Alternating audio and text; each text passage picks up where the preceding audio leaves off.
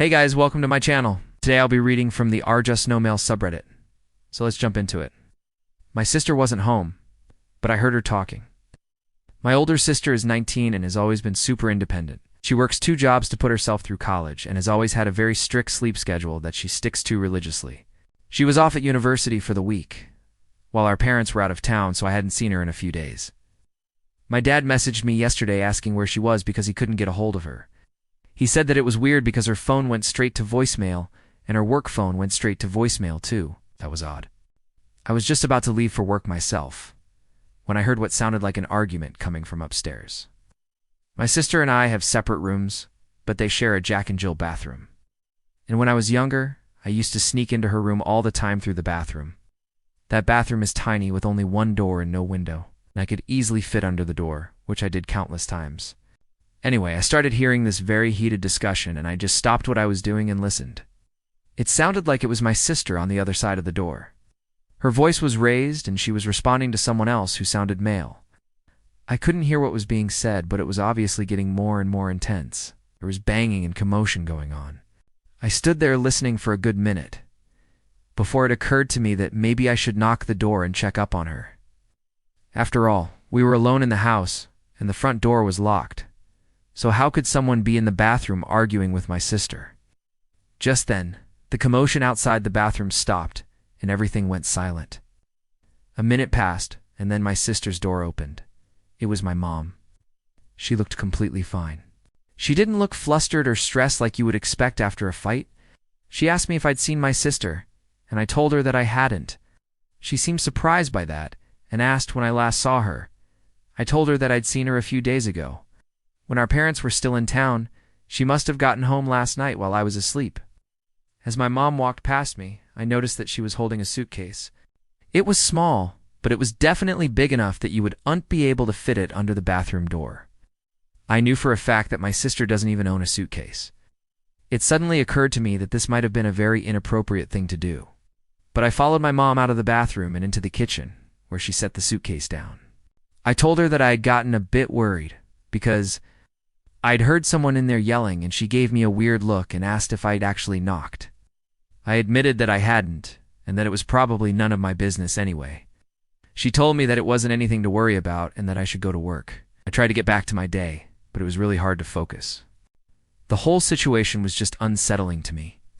So against my better judgment, I decided to text my sister to see if everything was okay. Since she was in college, I rarely got to talk to her, and when I did, it was usually over text because she was busy with classes or work.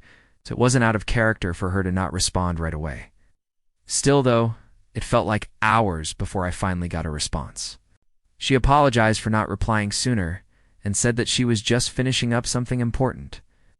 She asked how I was doing, and I told her that I was fine, but I couldn't help but feel that there was something going on. She suggested that we FaceTime later, and I agreed. Well, she never called. It's now been 2 days since my mom came home with a mysterious suitcase, and my sister still has unreplied. I keep trying to call her, and the calls go straight to voicemail. I've also tried texting and emailing, but those haven't gone through either. At this point, I'm starting to get worried. It's not like her to ignore us, and it's especially weird considering that she would normally be excited to see us again. Well, I can tell you that Op's concerns were absolutely valid, and OP definitely did the right thing by calling his dad and telling him what happened. OP updated my sister's boyfriend, who's 22, broke up with her. He apparently drove home from college to do it. According to my mom, she and my sister had a huge fight last night, and he broke up with her. Packed up his stuff, threw it in his car, and left. I don't know the details of what they were fighting about, but I guess that it got pretty bad. I was extremely relieved to hear that everything was okay. My sister is stubborn as hell, and I was worried that she might hurt herself if she got really upset. Thankfully, it seems like she'll be all right. Also, Op, I think that it was great that you checked in on your sister. You might have stopped whatever she was doing, but you also could have potentially saved her life. Sometimes people don't realize how serious their problems are until it's too late. And if your sister was in danger, you could have been the one to save her. I also want to say that I think that your mom handled the situation appropriately. Instead of letting OP know what was happening, she tried to protect him and make sure that he didn't get involved. She didn't want him to walk in on her and her daughter fighting. and it's understandable why she didn't want him to see his sister with a broken heart. It sounds like your mom cares deeply for both you and your sister, and she wants what's best for you both. So next time you hear some commotion coming from your sister's bathroom, I recommend knocking on the door and checking in on her. It may be awkward, but it could end up saving her life. So, I'm glad that you checked in on your sister, and I'm glad that she's safe. And I'm also glad that your mom was there for her. I'm giving this story a 4 out of 5. What about you, Reddit? What would you have done in this situation? Let me know in the comments down below. And if you like this story, please remember to check out my podcast, where I publish the exact same episodes. Also, be sure to subscribe to my channel. If you like my content, you can follow me on social media. And if you enjoy reading, feel free to check out my book reviews on a website. I'd like to thank you so much for watching. I'll see you in the next Reddit story. Bye.